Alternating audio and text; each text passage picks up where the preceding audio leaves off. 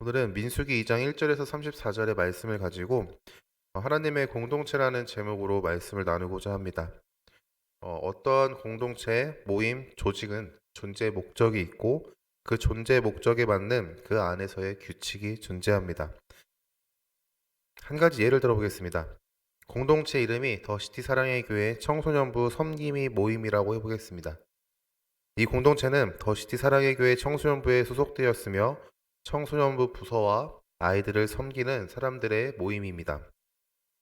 그리고 이 모임은 하나님을 향한 마음과 아이들을 향한 마음을 가진 사람들이 모였으며 아이들을 하나님의 말씀으로 양육하고 사랑으로 섬기는 공동체인 것이죠.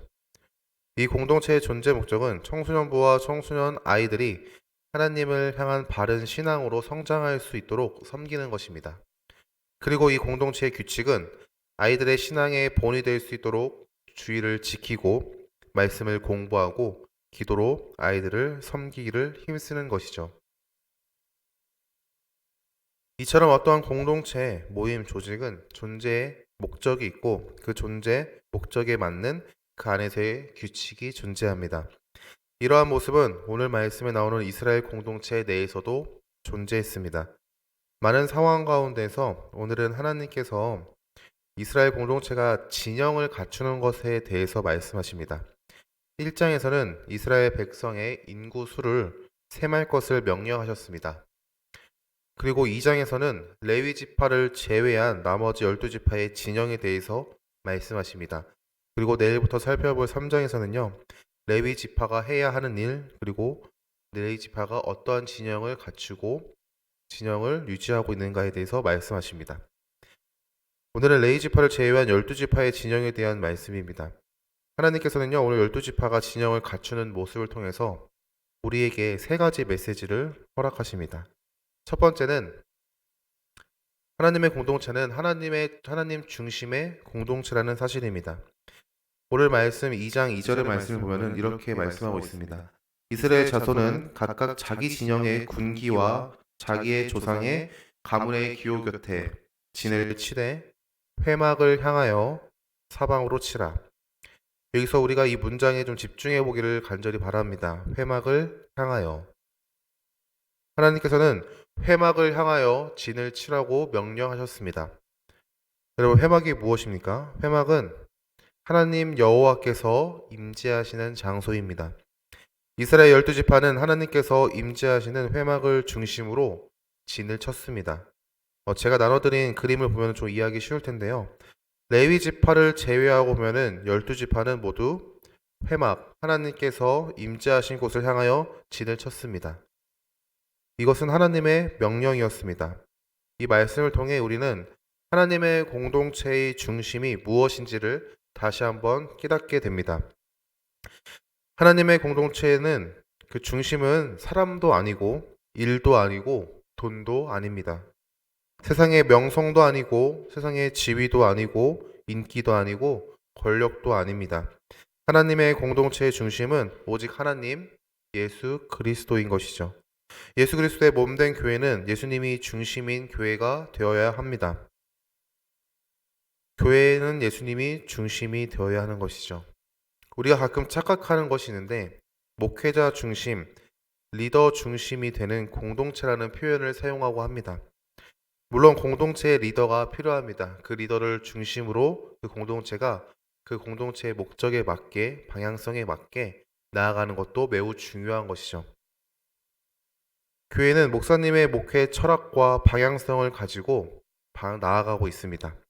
그러나 목사님의 목회 철학과 방향성에 예수 그리스도가 없다면 목회 철학과 방향성의 근거가 하나님의 말씀이 아닌 그저 사람의 생각과 세상의 방법이라면 교회는 그저 사람의 공동체, 기업, 모임과 다를 바가 하나 없을 것입니다. 목회자의 목회 철학, 목회 방향성이 예수 그리스도를 향해야 우리는 목회자 중심의 신앙생활을 할 수 있는 것이죠. 사랑하는 성도 여러분, 이스라엘이 진을 친 중심은 회막이었습니다. 회막을 향하여 모든 지파가 진을 쳤습니다.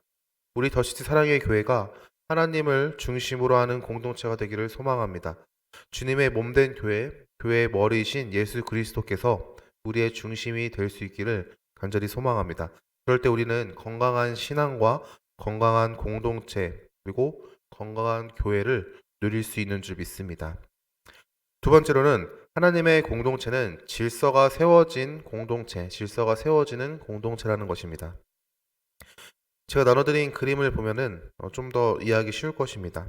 보시면 빨간색으로 표시된 지파가 있습니다. 이 지파는 하나님께서 동서남북에 세운 진영의 리더입니다. 3절에 보시면 동쪽의 진영을 말씀하시면서 유다 지파의 진영에 군기가 있을 것이다 라고 말씀하십니다. 10절에는 남쪽의 진영을 말씀하시면서 루벤 지파의 진영에 군기가 있을 것이다 라고 말씀하시고 18절에는 서쪽 진영에 대해서 말씀하시면서 에브라임 지파의 진영에 군기가 있을 것이다 라고 말씀하십니다. 마지막으로 22절에 북쪽의 진영에 대해 말씀하시면서 단 군대 진영에 군기가 있을 것이다 라고 하나님께서는 말씀하십니다. 이 말씀을 표면적으로 읽으면은 진영의 리더가 필요하다 이렇게만 생각할 수 있는데 하지만 하나님께서는 우리에게 하나님의 공동체의 질서가 세워져야 함을 말씀하고 계시고 있습니다. 이 질서는 위아래의 계급 구조의 질서가 아닙니다. 우리는 그리스도의 은혜로 하나님의 자녀, 형제, 자매로 부르신 공동체 내에서 서로를 향한 사랑의 질서가 필요하다는 것을 의미하는 것이죠. 섬김의 분야에 맞게 섬기는 자와 섬김을 받는 자, 양육하는 자와 양육을 받는 자, 돌봄을 주는 자와 돌봄을 받는 자, 가르치는 자와 배우는 자. 이처럼 하나님께서 허락하신 은사 직분에 맞는 질서가 반드시 필요합니다. 하나님께서 세우신 이스라엘 진영의 리더들을 세우심으로 우리에게 예수 그리스도의 피로 세운 교회 공동체의 질서를 보이셨습니다. 이스라엘 진영을 동서남북으로 나누시어 질서를 세우시고 각 동서남북 안에서도 하나님께서는요 질서를 세우셨습니다. 하나님의 공동체는 질서가 세워지는 공동체입니다. 무질서한 공동체가 절대 아닌 것이죠. 우리가 이 사실을 기억할 수 있길 바랍니다. 질서가 무너지면 범죄하게 됩니다. 질서가 무너지면 하나님 앞에 교만해지고 질서가 무너지면 공동체를 아프게 하고 질서가 무너지면 공동체를 무너뜨립니다. 앞으로 민수기의 말씀을 계속해서 묵상하며 나아갈 때 질서를 어겼던 사람들에 대해서 나올 것입니다. 아론과 그리고 그의 자손들, 그의 제자, 그의 아들들이 제사장의 역할을 감당하며 나아갈 때 나도 레위 지파인데 나도 너희들과 같은 일을 할 수 있지 않느냐라고 반기를 들었던 사건이 나올 것입니다. 그 사건을 통해 하나님께서 세우신 자, 더 나아가 하나님께서 허락하신 질서 가운데에서 조화가 너무나도 중요하다는 사실을 우리에게 분명하게 명시하고 있는 것이죠.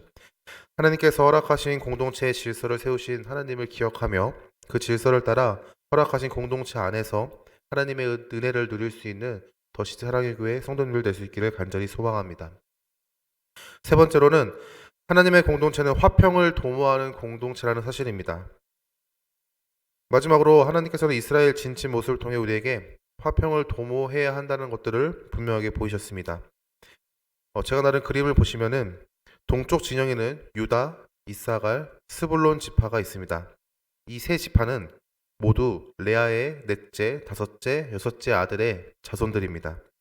남쪽 진영을 보시면은 세 지파가 있는데 르우벤과 시므온 그리고 갓이 있습니다.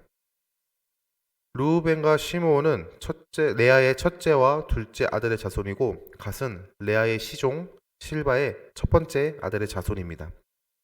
서쪽 진영도 보겠습니다. 서쪽 진영은 에브라임과 므낫세, 베냐민 지파가 있는데 므낫세와 베냐민은 모두 요셉의 아들입니다.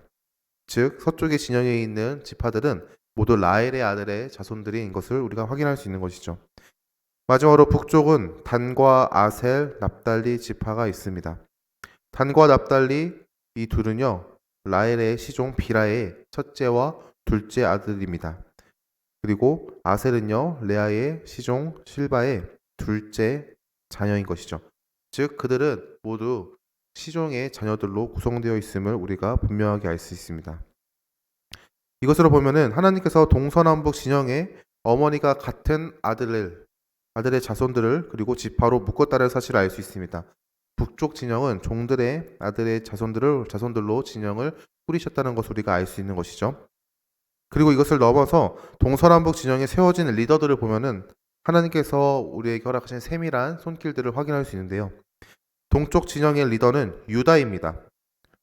동쪽 지파에 있는 유다, 이사갈, 스불론 중에서 유다가 아들이 태어난 순서에서 가장 나이가 많은 순서로 세워졌습니다.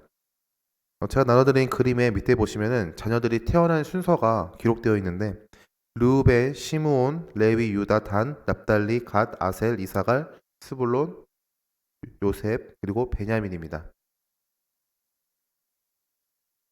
이렇게 보시면은 동쪽은 유다가 이 셋 중에 가장 맞이고요. 남쪽 진영을 보시면은 르우벤, 시므온, 갓 지파가 있는데 여기서는요 르우벤이 가장 맞이의 역할을 하고 있습니다. 서쪽은 조금 특별합니다. 에브라임, 므낫세, 베냐민 이 모두가 라헬의 자녀들, 라헬의 아들들의 자손인 것을 우리가 확인할 수 있는데 에브라임과 므낫세는요 요셉의 아들입니다. 사실 므낫세가 에브라임보다 형으로서 사실 리더가 되어야 되는 것이 맞지만 이 지파가 리더가 되어야 되는 것이 맞지만 우리가 창세기 48장의 말씀을 빗대어 본다면은 하나님께서 허락하시는 세밀한 손길들을 확인할 수 있습니다. 창세기 48장에는 야곱, 이스라엘이 요셉의 아들인 므낫세와 에브라임을 축복하는 장면이 나옵니다. 이때 이스라엘 앞에 야곱이 바라봤을 때 오른쪽에 므낫세가 앉았고 왼쪽에 에브라임이 앉았습니다. 그런데 이스라엘 야곱은 오른손을 왼쪽으로, 왼손을 오른쪽으로 번갈아 가면서 그렇게 둘을 축복한다는 사실을 우리가 알 수 있습니다. 오른손은요 힘의 권위와 그리고 복과 선을 상징하는 손입니다. 그리고 오른손은 상대적으로 왼손보다는 좀 더 우위를 가지고 있다라는 사실을 우리가 알 수 있죠. 이스라엘이 축복을 했을 때 장자인 므낫세를 왼손으로 축복하고 차남인 에브라임을 오른손으로 축복하였다는 사실을 우리가 알 수 있습니다. 이스라엘의 축복에 따라서 하나님께서는요 에브라임을 리더로 세우셨습니다. 그리고 마지막 북쪽을 보면요 단과 아셀, 납달리가 나옵니다. 시종의 자녀들이기에 여기서는 하나님께서 태어난 순서대로 단에게 리더의 역할을 주셨던 것이죠. 만약에 리더의 역할을 태어난 순서가 아니라면요 동서남북 각 진영 안에서도 분열이 일어났을 것입니다. 그리고 분쟁이 일어났을 것이죠. 하나님께서는요 이것을 고려하시고 동서남북 진영을 나누시고 그 진영 안에서도 하나님께서는 어머니 중심으로 나누시고 리더는 태어난 순서 그리고 축복의 근거로 그들을 세우셨습니다. 우리는 여기서 하나님의 공동체는요 화평을 도모해야 한다는 사실들을 깨닫게 됩니다. 우리에게 허락하실 성령이 하나 되게 하신 은혜를 우리는요 지켜 나아가야 하는 것이죠. 여러분 교회 내에서 싸우면서까지 해야 하는 일은 저는 절대 없다라고 생각합니다.